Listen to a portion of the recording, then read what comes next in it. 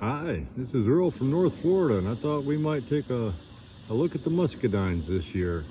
This is May of 2024. So this row of muscadines here was planted in November of 2019. So this is their 5th year in the ground, and they're looking pretty good. This is 10 vines spaced 16 feet apart. It's a little closer than recommended, but I did it anyway. And in part, there's a reason for that. I'm actually using this as a visual break between where I sit around the campfire up there in the road, as well as making a lot of grapes for me. Now, this variety here is called Sugargate, and it is a very, very, very sweet grape. It is it's wonderful to eat. I usually take the Sugargates and segregate them and put most of them in the freezer because I just love these things when they're frozen. Now we're in the peak of bloom season. I don't know if I'm catching that very well. There we go, there's some right there. And so right now the vines are starting to put on a lot of fruit for the year, at least a lot of blooms and some fruit. And you kind of get an idea how having to walk around a little bit to find these Sugargate grapes, because it's not heavily loaded, and that is the issue with Sugargates, is they just don't produce much. Now for fresh eating, I got to tell you, they're wonderful, but for production we need to come to this other grape over here. Now this is the Ison version of a muscadine. That's their variety. It was planted at the same time as the other ones were, and I'm just going to walk the other side to get setting sun at my back. But there's the Ison muscadines. I mean, they look about the same as the Sugargate until you start getting a little closer. See all those flowers? See all the new fruit? These guys are just completely loaded, and it really doesn't matter where you look, you're going to see it. Look at all the brand new baby grapes there. See them there? And when you get, of course, to the crown of the plant, it just gets pretty intense in here. But these guys are loaded.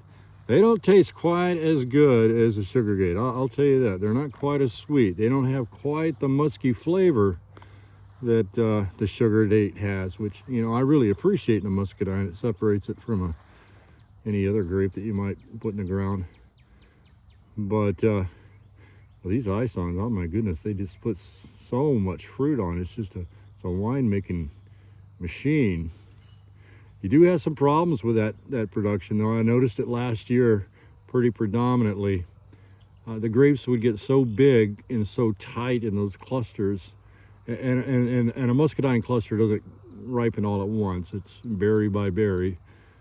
So sometimes you had to kind of dig in there to get them out, and you'd damage other grapes trying to get it out. But I've had so much production from these guys that's not a real concern to me, to be perfectly honest.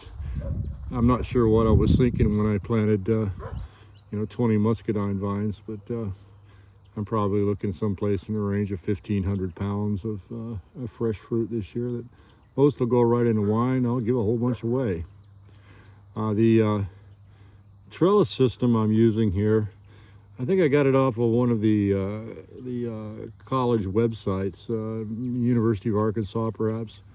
I use 6x6s slanted into the ground. Then I'm using number 9 gauge wire coming down to a pulley, or down here a tightening system where I can tighten it up as it gets looser. It hadn't seemed to be drooping too much yet, so I've just left it alone. These guys, you really shouldn't underestimate the weight that the trellis is going to be carrying when it's fully loaded with fruit. It's heavy. It's very, very heavy. The stalks are doing good. The trunks are doing good. They're starting to get that old old look to them, you know, where it's got the bark on it now that grapevines get as they get older. I need to do a lot of trimming here to get rid of some of these sports coming out, and that one looked like it got away from me there. In between the vines, I got a 4x4 set, and that wire runs right through the middle. That was just a lot of fun drilling all them holes, but I got it going right through the middle. And at the bottom down here, I have another guy wire where my drip irrigation system's tied off to. There's some broken ones right here. The critters over here think it's great fun to run right underneath that wire, and they break off the tie wraps after a while, but no big hairy deal. I'll just tie them back on. But to be honest, we've had so much rain this year. Normally here in North Florida, at least it's been my experience, that May is a pretty dry year, or a pretty dry month, I should say. And it's just not been the case this year. Again, there's the Sugargates right there. I won't get nearly the production off of that I get off of these Isons, but they are so good. I guess after I've filled my closets and garages full of wine, which is kind of what happens, maybe I'll just concentrate on the Sugargates, because I don't need that much, and I got plenty of vines. Blackberries over here, I don't know if some of you folks have probably seen those videos. They're looking pretty rough right now. They still got a lot of fruit on them though. I need to pick tomorrow, as a matter of fact. But all of last year's floricanes are going belly up, just as the vines are giving the last of their nutrients to the berries.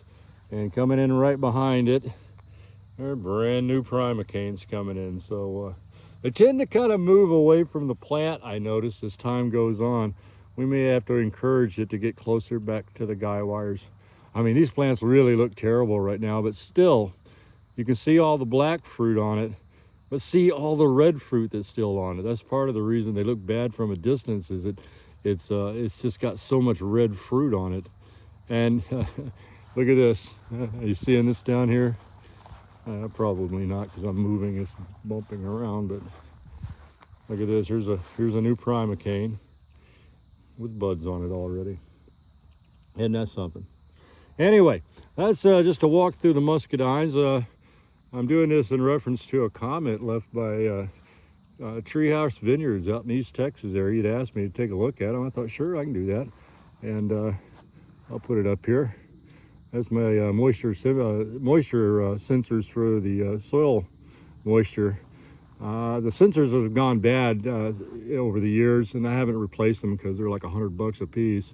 But I did get a pretty good feel for what the moisture content was in the ground around here. And the good rule of thumb in North Florida is if it hasn't rained an inch in a week, then you need to be watering. It really don't matter if it rained 12 inches last week. If you don't get an inch of rain this week, it's going to be dry.